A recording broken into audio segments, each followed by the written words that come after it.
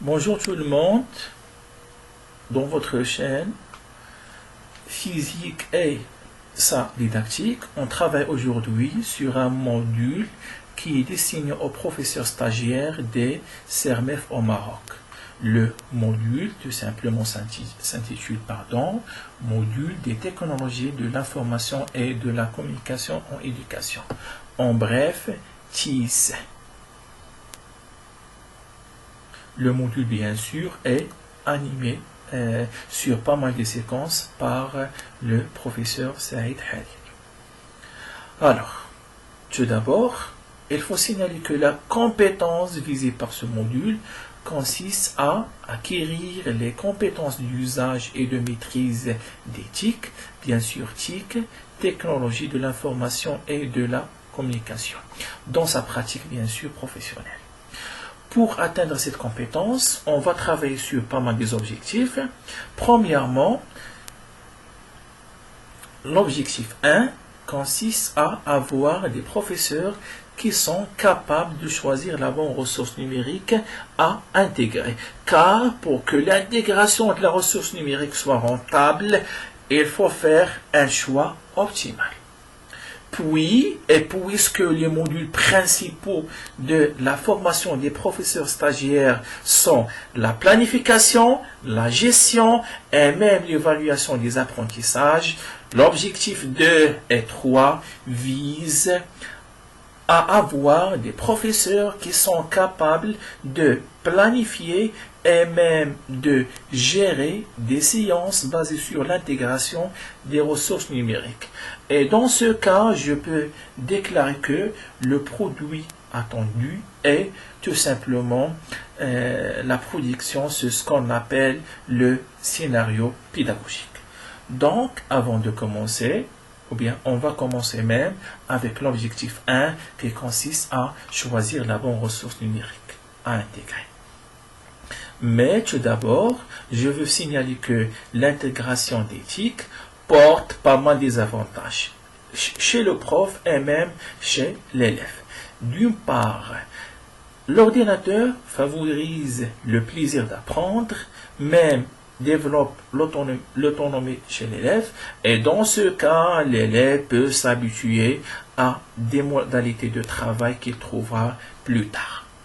D'autre part, l'intégration d'éthique peut faciliter la tâche sur le professeur pour bien gérer une séquence d'apprentissage, soit au niveau de l'espace ou bien même au niveau de la gestion du temps. Très bien. Donc, et toujours dans le cadre de l'introduction, je peux dire que les TIS représentent l'ensemble des outils et de ressources numériques qui sont utilisables dans le cadre d'une séquence d'apprentissage. En termes d'équation, je peux dire que les TIS égale les outils plus les ressources numériques. Dans ce cas, je peux citer quelques exemples des outils à avoir. Un ordinateur, bien sûr, qui traite les données, une imprimante qui peut exporter ces données en papier, un scanner, des appareils photonumériques, bien sûr, et même un vidéoprojecteur. Pour le cas des ressources numériques, je peux citer le cas des simulations par exemple, images et vidéos, moteur de recherche et même des articles de journaux et même des logiciels. Alors, pour être clair, même je veux donner des exemples. Alors, pour le cas de la simulation, je vais prendre par exemple cette simulation qui va montrer la nature du courant électrique. Alors, tout simplement, si je vais annuler le zoom suivant, alors la question qui se pose pour un élève de tronc commun, c'est quoi la nature du courant électrique? Pour ce fait, je te rappelle que le courant électrique est le déplacement des porteurs de charge, mais pour bien maîtriser ce concept, pourquoi pas, je travaille avec la simulation suivante. Donc, tout d'abord, lorsqu'on ferme l'interrupteur, bien sûr, le courant électrique se déplace de la borne plus vers la borne moins à l'extérieur de la pile. Mais dans ce cas, à l'échelle microscopique, c'est quoi ce courant électrique?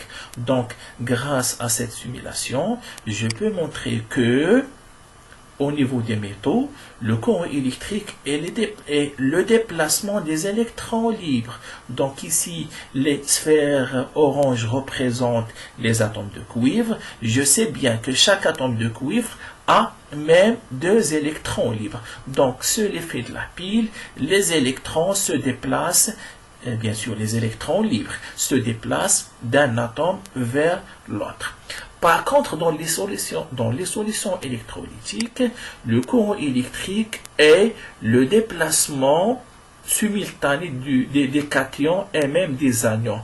Alors ici, les anions, les Cl- se déplacent vers cette électrode qui s'appelle bien sûr anode, et les cations, les Na+, qui sont en mauve, bien sûr, se déplacent même vers ce qu'on appelle la cathode. Donc, avec cette animation, certainement, je peux faciliter la tâche et l'élève peut facilement accepter que le courant électrique, en principe, est le déplacement des porteurs de charge. Ce sont des électrons libres pour les métaux et même sont des cations, des anions pour les solutions électrolytiques. Très bien.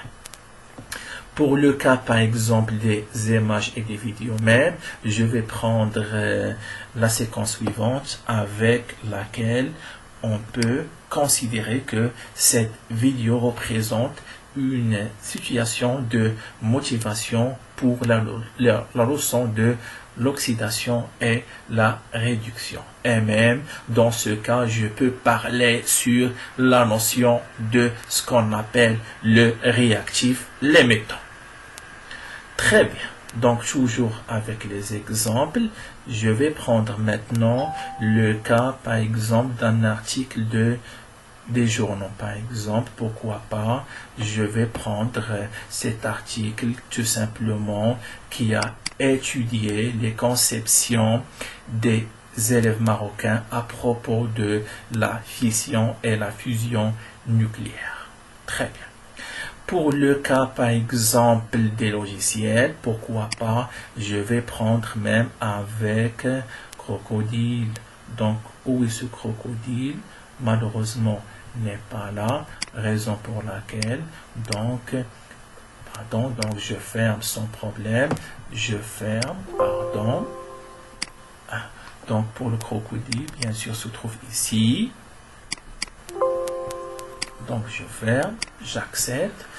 Par exemple, si je travaille avec un élève de tronc commun dans le cadre de la tension électrique, bien sûr, ainsi que la tension électrique répond toujours aux lois de Maille. Alors, tout d'abord, je vais prendre par exemple un circuit électrique qui contient une pile et même des résistors. Donc, les résistors seront ici. Pourquoi pas, je vais prendre ce résistor. Un autre résistor, maintenant qui sera dans une position verticale. Et puis, un autre résistor même qui sera parallèle à l'autre résistor. Bien sûr, sans oublier bien sûr un interrupteur. Donc, je branche avec des fils et certainement, on va avoir un circuit qui n'est pas en série, mais un circuit qui est en dérivation finalement. Donc, je fais les branchements nécessaires. Alors, maintenant, la question qui se pose, bien sûr, même je peux régler les résistances. Pourquoi pas, je vais prendre ici 200 ohms. 200 ohms. Ici, pourquoi pas même, je vais prendre il se peut d'avoir des problèmes, donc sera mieux d'agir sur vieux, et même je vais doubler même Alors, dans ce cas, je dis que tout simplement, je vais prendre 200 ohms. Même, je vais régler la résistance en 200 ohms. Bien sûr, donc il faut agir ici. Pourquoi pas ici, je vais prendre 800 ohms. Bien sûr, pour moi, ce choix n'est pas aléatoire, mais tout simplement, lorsqu'on va faire la résistance équivalente, donc 200 avec le 200, ça nous donne une résistance de 100 ohms plus 800, donc ça nous donne tout simplement une résistance équivalente de 900. Donc 9 sur ainsi de suite, donc ça nous donne finalement une intensité d'ordre de 10 milliampères. Donc maintenant, si on va étudier les tensions, pourquoi pas, je vais prendre ce voltmètre. On appelle voltmètre V0 par exemple, sans problème. Je vais prendre un autre voltmètre qui sera en dérivation avec la pile. On appelle même V0, donc je répète, pardon. Pourquoi pas sans problème. Alors, bien sûr, si ça ne marche pas avec ce fil, sans problème. Je répète, donc tout simplement, je fais le branchement suivant. Alors, je vais prendre même un autre, pardon, donc, alors, je vais prendre ici un voltmètre V2, un quatrième voltmètre V3, donc je fais le branchement nécessaire, bien sûr avec une simple discussion. Pas mal des élèves, dès le départ, peuvent proposer les réponses suivantes. Les deux tensions, bien sûr, sont les mêmes, alors qu'ici, j'ai la somme des tensions. Alors, elle est claire que, avant de faire même des mesures, la tension ici, bien sûr, sera 8 volts, 1 volt et même 1 volt. Donc, on va voir, effectivement, donc c'est 8 volts, 1 volt et 1 volt. J'arrive à calculer d'une façon même mentale, car j'ai choisi tout simplement des valeurs bien précises. Donc, voici un exemple de l'utilisation, bien sûr non, l'utilisation de ce qu'on appelle crocodile. Donc voilà, j'arrive à montrer pas mal des exemples des ressources numériques qu'on peut trouver dans le cadre de l'enseignement des sciences physiques. Maintenant, je passe à une simple activité avec laquelle je vous propose de faire l'inventaire de l'ensemble des outils et même des ressources numériques à avoir pour trouver expérimentalement le diagramme de vitesse dans le cas d'une chute libre, soit avec ou bien sans frottement. Donc vous avez pratiquement un quart d'heure pour faire inventaire et même pour avoir des résultats concrets. Donc voici.